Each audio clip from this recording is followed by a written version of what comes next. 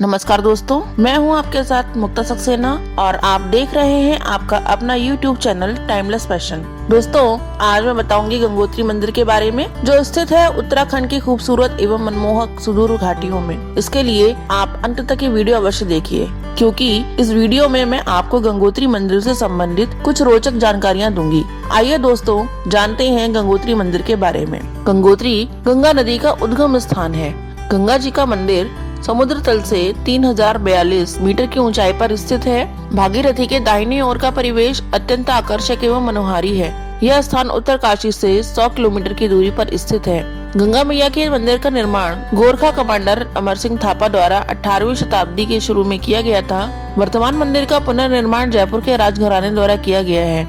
इससे पहले आदि शंकराचार्य द्वारा मां गंगा जी की मूर्ति की स्थापना सर्वप्रथम की गई थी। दोस्तों, प्रत्येक वर्ष मई से अक्टूबर के महीनों के बीच पतित पावनी गंगा मैया के दर्शन करने के लिए लाखों श्रद्धालु तीर्थयात्री यहाँ आते हैं। यमुनोत्री की ही तरह गंगोत्री का पतित पावन मंदिर भी अक्षय तृतीया के पावन पर्व पर खुलता है और दीपावली के दिन मंदिर के कपाट बंद हो जाते हैं। दोस्तों, पौराणिक कथाओं के अनुसार भगवान श्री रामचंद्र के पूर्वज रघुकुल के चक्रवर्ती राजा भगीरथ ने यहाँ एक पवित्र शिलाखंड पर बैठकर भगवान शंकर की प्रचंड तपस्या की थी। इस पवित्र शिलाखंड के निकट ही 18वीं शताब्दी में इस मंदिर का निर्माण किया गया। ऐसी मान्यता है कि देवी भागीरथी ने इसी स्थान पर धरती का स्पर्श किया। ऐसी भी मान्यता है कि पांडवों ने भी महाभारत के युद्ध में मारे गए अपने परिजनों की आत्मिक शांति के निमित्त इसी स्थान पर आकर एक महान देव यज्ञ का अनुष्ठान किया था। यह पवित्र एवं उत्कृष्ट मंदिर सफेद ग्रेनाइट के चमकदार 20 फीट ऊंचे पत्थरों से निर्मित है। श्रद्धालु मंदिर की भव्यता एवं शुचिता देखकर सम्मोहित हुए बिना नहीं रह पाते। शिवलिंग के रूप में एक नैसर्गिक चट्टान भागीरथी नदी में जलमग्न है। यह दृश्य अत्यधिक मनोहर एवं आकर्षक है। इसके देखने से दैवीय शक्ति की प्रत्यक्ष अनुभूति होती है। पौराणिक आख्यानों के अनुसार भगवान शिव इस स्थान पर अपनी जटाओं को फैलाकर बैठ गए थे और उन्होंने गंगा माँ को अपनी घुंघराली जटाओं में लपेट दिया। शीतकाल के आरंभ में जब गंगा स्तर काफी नीचे चला जाता है, तब यह चट्टान दिखाई देती है। आइए दोस्तों, अब जानते हैं मां गंगा के धरती पर अवतरण की कहानी। दोस्तों, प्राचीन काल में एक राजा थे जिनका नाम था राजा सगर। राजा सगर एक प्रतापी और शक्तिशाली राजा थे।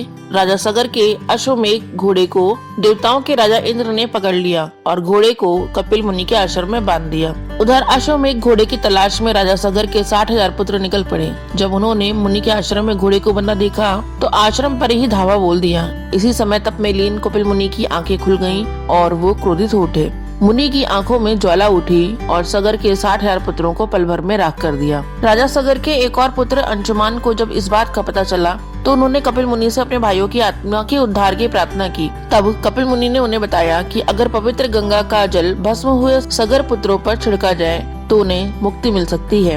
अंशुमान ने बहुत कोशिश की, लेकिन वो अपने भाइयों को कपिल मुनि के कोप से मुक्त नहीं करा सके। बाद में उनके पोते राजा भगीरथ ने अपने पूर्वजों की आत्मा की शांति के लिए तपस्या करने का बीड़ा उठाया। पूर्वजों को उद्धार करने के लिए भगीरथ ने कठोर तपस्या की और आखिरकार गंगा को धरती पर आने की उनकी प्रार्थना को स्वीकार करना ही पड़ा। अब सवाल था कि गंगा धरती पर आए कैसे। गंगा की धारा इतनी तेज थी कि सीधे धरती पर आने का मतलब था तबाही। तब भगीरथ ने एक बार फिर तपस्या कर भगवान शिव से मदद की गुहार की। भोले शंकर ने गंगा को अपनी जटाओं से होकर धरती पर जाने के लिए कहा और तब जाकर राजा सगर के 60,000 पुत्रों का उद्धार हुआ और उन्हें मुक्ति मिल पाई। भगीरथ आगे आगे जा रहे थे और गंगा माँ उनके पीछे पीछे चल रही थी। राजा भगीरथ पतित पावनी माँ गंगा को गंगोत्री से लेकर गंगा सागर तक गए। यहाँ उन्होंने कपिल मुनि से विनती की कि वे उनको अपने श्राप से मुक्त कर दें। गंगा की अमृत धारा भगीरथ की कठोर तपस्या का फल थी। मोक्षदायिनी मां गंगा को धरती पर देखकर महर्षि कपिल प्रसन्न हुए। उन्होंने सगर पुत्रों को अपने श्राप से मुक्त कर दिया। दोस्तों, इस प्रकार मां गंगा धरती पर प्राचीन काल से ही अवतरित है एवं अपनी निर्मल धारा से हम सभी को प्रसन्न करती रहती हैं। आइए दोस्तों, अब गंगोत्री शहर के बारे में जान लेते हैं। गंगोत्री शहर धीरे धीरे उस मंदिर के इर्द गिर्द विकसित हुआ जिसका इतिहास 1200 वर्ष पुराना है। इसके पहले भी जाने अनजाने कई सदियों से यह मंदिर हिंदुओं के लिए आध्यात्मिक प्रेरणा का स्रोत रहा है, क्योंकि प्राचीन काल में 4 धामों की तीर्थ यात्रा पैदल हुआ करती थी तथा उन दिनों इसकी चढ़ाई दुर्गम थी। इसलिए वर्ष 1980 के दशक में गंगोत्री की सड़क बनी और तब से शहर का विकास तीव्र गति से हुआ। गंगोत्री शहर तथा मंदिर का इतिहास अभिन्न रूप से जुड़ा है। प्राचीन काल में यह मंदिर नहीं था। गंगोत्री में सेमवाल पुजारियों के द्वारा माँ गंगा के साकार रूप यानी गंगाधारा की पूजा की जाती थी। भागीरथ शिला के निकट एक मंच था जहाँ यात्रा मौसम के 3-4 महीनों के लिए देवी देवताओं की मूर्तियाँ रखी जाती थी। इन मूर्तियों को मुखबा आदि गांव से लाया जाता था, जिन्हें यात्रा मौसम के बाद फिर उन्हीं गांव में लौटा दिया जाता था। गढ़वाल के गोरखा सेनापति अमर सिंह थापा ने 18वीं सदी में गंगोत्री मंदिर का निर्माण सेमवाल पुजारियों के निवेदन पर उसी जगह जहां भागीरथ ने तप किया था वहां करवा दिया था।